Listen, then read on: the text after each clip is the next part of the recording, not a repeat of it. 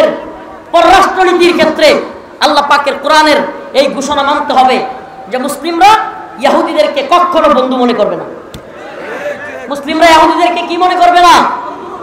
আল্লাহ পাক অন্য এক আয়াতে বলেছেন, ওয়ালান তারদা আনকাল ইয়াহুদ ওয়ালান নাসারা হাত্তা তাত্তাবিআ মিল্লাতাহুম ওয়ালান তারদা, তোমাদের প্রতি তারা কখনোই রাজি খুশি হবে না, আনকাল ইয়াহুদ ওয়ালান নাসারা হাত্তা তাত্তাবিআ মিল্লাতাহুম, ইহুদি খ্রিস্টান কিংবা মুশরিকরা মুসলমানদের প্রতি কখনোই রাজি খুশি হবে না যতক্ষণ না পর্যন্ত হাত্তা তাত্তাবিআ মিল্লাতাহুম, তারা মনে করবে তোমরাও তাদের দলের লোক। আমার কথা মনে হয় বুঝাইতে পারি নাই। মুসলমানদের প্রতি এরা কখনো খুশি হবে না। কখন খুশি হবে? যখন দেখবে তাদের দলের লোক আমরা হয়ে গেছি। তাইলে কি বোঝা গেল? ইন্ডিয়া হাসিনার প্রতি এত খুশি কেন? কারণ ইন্ডিয়া মনে করে হাসিনা মুসলমানদের দলের লোক না, তার দলের লোক। কথা বলেন। যদি হাসিনার প্রতি এতই খুশি, তার মানে কি? আল্লাহ নিজে বলেছেন, ওয়ামাই ইয়াতাওয়াল্লাহুম মিনকুম ফাইন্নাহু মিনহুম ইন্নাল্লাহা লা ইয়াহদিল কওমাজ জালিমিন। তোমাদের মধ্যে কেউ যদি তাদের সাথে গিয়ে মিলেমিশে চলে, তাদের সাথে মাখামাখি করে, তোমাদের বিরুদ্ধে যায়, তবে বুঝো সে তোমাদের দলের লোক নয়। ওয়ামাই ইয়াতাওয়াল্লাহুম মিনকুম ফাইন্নাহু মিনহুম, সে যেন তাদের দলেরই লোক। এগুলো একটা আমার কথা না আল্লাহর কথা? তাইলে আপনি কি আল্লাহর চাইতে বড় পররাষ্ট্রনীতিবিদ হয়ে গেছেন? আজকে দেখলাম ছাত্রলীগ করে আমার এলাকার কিংবা বিভিন্ন এলাকার ফেসবুকে তো দেখি, ওমা এটা কি ট্রাম্প ক্ষমতায় আইছে, এরা পার্টি দিতেছে, গানের আসর বসাইছে, হাই রে খুশি, হাসিনা বুবু আয়া উঠতেছে। এই মগার দলের বলি, প্রথমেই বলছিলাম আবারও বলি, হাসিনা ক্ষমতায় ছিল, কেউ ভোট দিয়া নির্বাচন করে তারা ক্ষমতার থেকে সরাইছে? হ্যাঁ, পুলিশ তার পক্ষে ছিল, বিডিআর, র্যাব সব তো তার পক্ষে ছিল। তারা তো সংসদ ভবনে 40 মিনিটের শেষ ভাষণ নিতে হইতে পারলো না। তো এখন কি আমেরিকার বাহিনী দিয়ে তারা রাখবো নাকি বাংলাদেশও? জনগণ কি হেইডি আছে নাকি মরে গেছে সব? জনগণ কি ওইগুলো আছে না সব মরে গেছে? হ্যাঁ, আপনারা কি এমনই হাসিনার জুলুম ভুলে গেছেন নাকি? আমি তো বলি 48 মিনিট দেরি হইলে হাসিনারে পাওয়া যেত কই জানেন? জনগণের লোকের সিফায়। এছাড়া উপায় নাই, কারণ লোকের সিফায়ও কে পাইলো? কেউ কইলো আমি লোককে সিফাত তো নাই, চিমড়ায় নিয়ে আসতো, চিমড়ায়া। জনগণের খুব এত পর্যায়ে গেছে, এটা 1-2 দিনে হয় নাই। অনেকে অনেক ধরনের বিশ্লেষণ করে। আমি কি করি জানেন? আমি কি বলি, 2013 সালে শত শত আলেম ওলামা হাফেজ ছাত্রদেরকে রাতের গভীরে হাসিনা গুলি করে মারে নাই?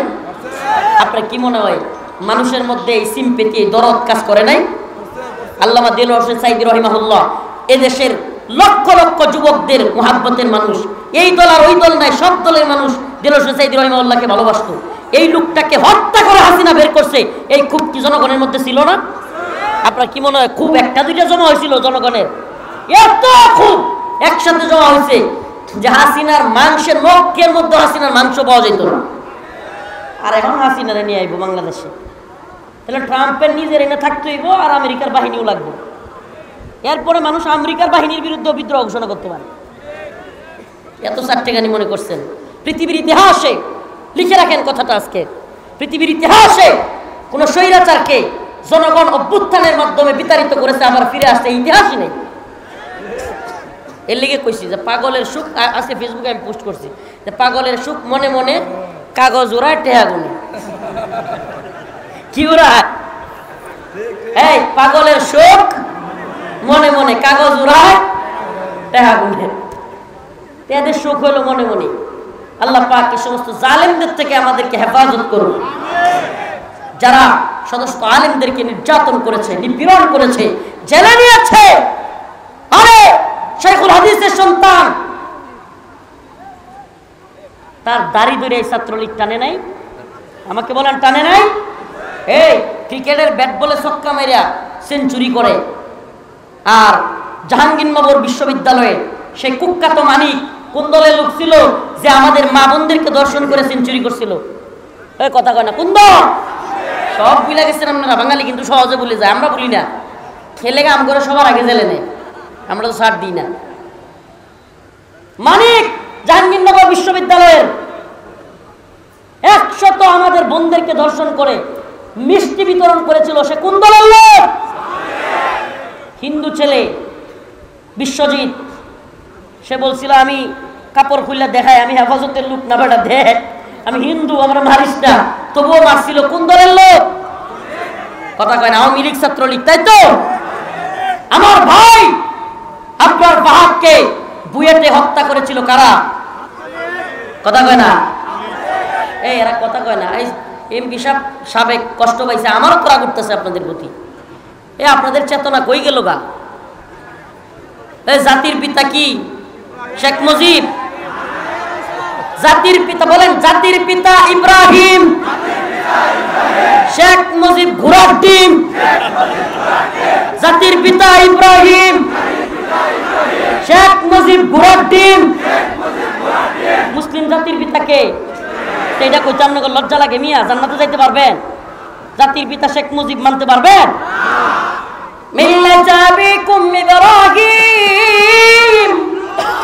আল্লাহ নিজে কইছে তোমাদের জাতির পিতা কে? মিল্লাত আবিকুম ইব্রাহিম হুয়া সাম্মাকুমুল মুসলিমিন। তোমাদের জাতির পিতা ইব্রাহিম, আর তিনি তোমাদের নাম রাখছে মুসলমান, তিনি মুসলিমের নাম রাখছে। আর এই জাতির পিতারা ভুলে গেছে। 16-17 বছর হায় রে কি করে নাই। টাকার মধ্যে বাপের ছবি, রাস্তার মুড়ে মুড়ে বাপের ভাস্কর্য, শেখ মুজিবের ভাস্কর্য, সেনাবাহিনী, পুলিশ, র্যাব, বিডিআর, বিশেষ বিশেষ দিনগুলোতে এদের বল্টুর মধ্যে শেখ মুজিবের ছবি। হায় রে আল্লাহ, প্রত্যেক স্কুলে, মাদ্রাসায়, ভার্সিটিতে, অফিসে এত মোড়া মোড়া করে শেখ মুজিবের ছবি টানাইতে হবে।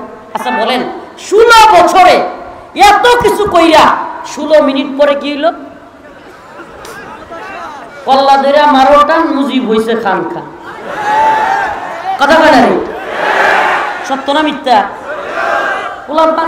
17 বছরে জাতির পিতা এইটা সেইটা বইয়ের মধ্যে, খাতার মধ্যে, কলমের মধ্যে, অফিসের মধ্যে, ভাস্কর্যের মধ্যে, টাকার মধ্যে, এই পুলিশের এই বল্টুর মধ্যে সব জায়গায় লাগাইলো।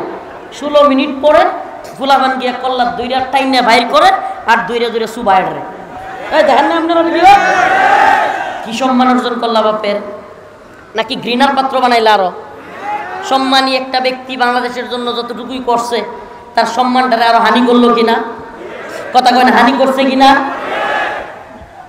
শত শত বছর আগে মুহাম্মদ আরবি চলে গিয়েছে, গোটা পৃথিবীতে একটা ছবি নাই, একটা ভাস্কর্য নাই, কোন বল্টুর মধ্যে নাই, কোন হসপিটালে, স্কুল, ভার্সিটিতে তার ছবির দরকার নাই।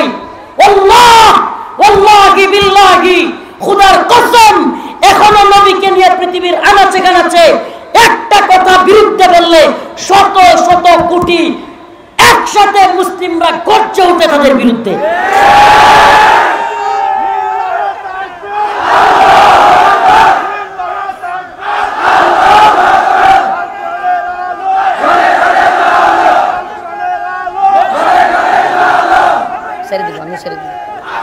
শুনেন, বলেন রাসূলুল্লাহ সাল্লাল্লাহু আলাইহি ওয়াসাল্লামের ভাস্কর্য কোথায়? রাসূলুল্লাহ সাল্লাল্লাহু আলাইহি ওয়াসাল্লামের মূর্তি কোথায়? রাসূলুল্লাহ সাল্লাল্লাহু আলাইহি ওয়াসাল্লামের ছবি কেউ দেখছেন? সুবহানাল্লাহ, সুবহানাল্লাহ ওয়া বিহামদিহি। অথচ আল্লাহ রাসূলকে এখন একটু কিছু বললে স্কুল, কলেজ, ভার্সিটির পোলাপানের কলিজা ছিঁড়ে যায়। এই ভালোবাসাটা বাধ্য কইরা ছাত্রলীগ দিয়া পিটায়া পাওয়া যায় না। এই ভালোবাসা আল্লাহর পক্ষ থেকে মানুষের ঈমানের ভালোবাসা। অতএব আমি এই দূষরদের বলবো, ভারতীয় দালালদেরকে বলবো, হুঁশিয়ার হয়ে যাও, সাবধান হয়ে যাও। বাংলাদেশ নিয়ে কোনো ষড়যন্ত্র করো না। পররাষ্ট্রনীতি 1 মিনিটে বলি, কি পররাষ্ট্রনীতি দেখাও? তোমাদের বিভিন্ন অঙ্গরাজ্যে অলরেডি বিদ্রোহ চলতেছে। কি চলতেছে? অলরেডি কি চলতেছে? তাদের দেশ সামলানোর ক্ষমতায় মোদির নাই। মোদির প্রতি মানুষের সমর্থন অনেক বেশি।